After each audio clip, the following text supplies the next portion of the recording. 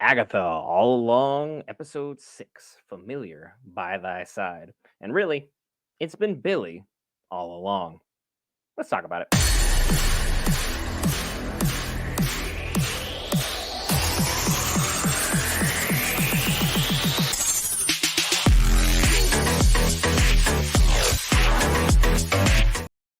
All right, guys, Brent here back with Geek Variants. Cover all things Marvel, DC, Lord of the Rings, anime, gaming, Star Wars, and more. This time, Agatha episode 6. And look, be sure to hit that lovely like button. YouTube seems to kind of have us on a weird shadow ban, and be sure to watch all of our content. We're so close to being monetized. I can almost taste it thanks to each and every one of you guys' views. I appreciate that very, very much. But look, this episode was absolutely fantastic, and we got tons more answers than we had questions raised.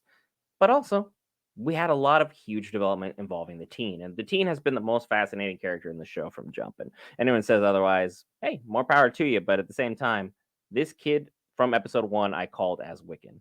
There was absolutely no way in their right mind that we weren't going to have this perfect duality of yin and yang. We have Wanda in one corner as who our good character is, and I'm using good in air quotes because Wanda's body count is higher than every single other hero we have, but we're still calling her a hero.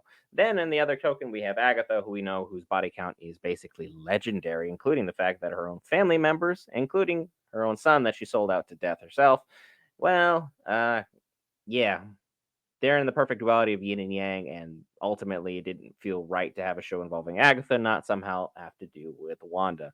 They seem to have this perfect symbiotic relationship like we're in the comics. They have this love-hate relationship involving mentor and mentee in the most unwilling of all circumstances throughout, and it just kind of seems to be the natural progression for these characters. And as we kind of like went through this episode, we got to see what Billy's life was before the events of Westview took place. Billy's life was normal. He was known as William. Really boring name, I guess, but hey, at the same time, William, son to one Jeff and one Rebecca.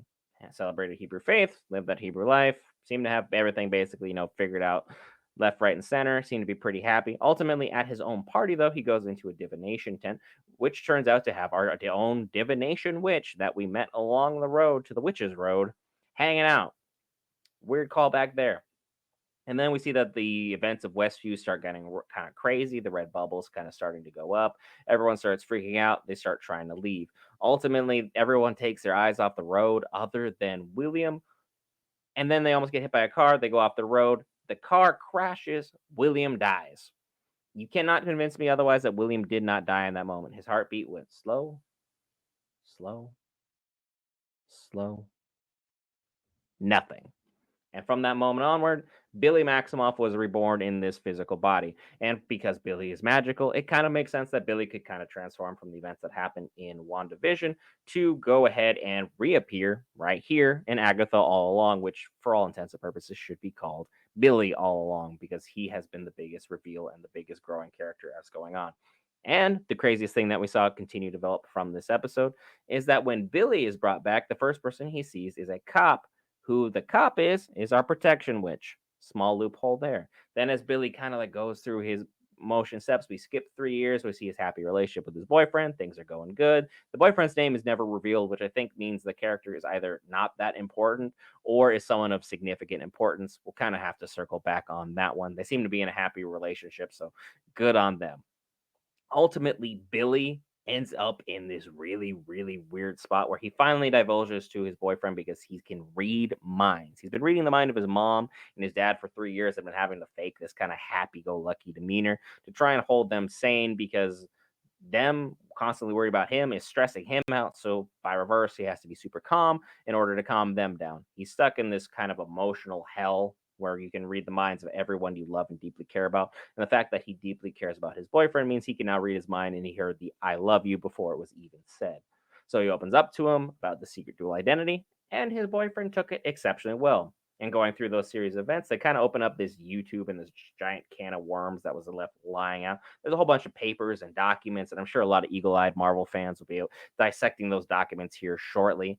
And then ultimately, when he pulls up his YouTube, it turns out it was our potions witch who was on the YouTube, and they were very jealous of like how good her skin looked. Which hey, she does have ravishing skin. Good for her. Enjoy yourself. Treat yourself. Ultimately, they decide to meet up with someone they met from Reddit in a garage. Which, word to the wise, probably don't do that. Just going to be here on the safe side. There's like a 98% chance you don't want to do that at minimum. Would not recommend. Ultimately, they meet with Mr. Bonerific. Yeah, they use the same joke from WandaVision that they used in Agatha all along. Mr. Boner has continued to circle back and kind of change how things are done overall for the story. And our individual we met, who was Ralph Randall, kind of goes up and says, "Hey, Agatha kind of like took over my house. She took over my life. She took over everything I was doing. I had no control of my body or my mind. Everything was kind of scrambled. The first thing I did when I could get out of there is literally just I left behind my Blu-ray collection. I left behind my, my workout equipment. I left behind everything I could, and she ultimately ruined my home value, which I guess is a valid complaint, but like getting your mind and your body back, I feel would outweigh all that stuff. But hey, Ralph and Randall, you do you. Then ultimately, we kind of circle back to where we are currently. And we see that Wiccan has basically settled into his role as Billy. But ultimately, the main question is still not answered. What in the world is Billy going to do with all this newfound power? He is one of one. He is someone whose power scaling is insanely high. And ultimately, Agatha pulls herself out of the mud from the Witch's Road, which we thought was going to be a dead end road for her. So the fact she pulls herself out, kind of wipes herself off. The first thing she does is continue to kind of taunt and berate the teen. She's going to continue to poke and prod because their relationship was mentor and mentee, even though both of them suspected and never really trusted each other from the beginning. Sure, the teen played it off that he was like shy and unsuspecting, he didn't know, but the fact he kept providing all the right answers at all the right times without any prompt or any kind of nudge in the correct direction leads me to believe you're on to everything in the meantime more than anybody else was. All the witches' deaths are on your hands. You probably could have stopped Agatha from draining the Green Witch or our Protection Witch. You didn't. Then, on top of that, you threw our Divination Witch and our Potion Witch into a ditch, as well as throwing Agatha in a ditch. But because Agatha moves the story forward, she was brought back. I can't really say what's going to happen to the other two witches because they aren't integral characters. They're not going to necessarily be necessary or viable to continue to move the story forward, or they aren't key players in Marvel to the point where you need them to come back. But there is, again, the possibility. Until I see a body, then I'm not really going to believe someone is gone in the MCU because, hey, if you can bring back Robert Downey Jr. with a ton of cash, you can bring just about anybody. Ultimately, Agatha continues to just keep poking and prodding at the teen, trying to get the correct answers.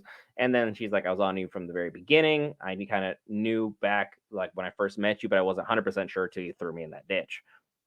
But now they're at this uneasy relationship where she's really pointing the truth out to him that his mom was never a hero. Everything she did was heinous and villainous. And that ultimately, by bringing back Tommy, does that ultimately right everything that happened with Westview? Or ultimately, he's just going down the same path his mother did, where she ultimately found out that it wasn't ultimately worth the cost that she was willing to pay at the time involving the Darkhold.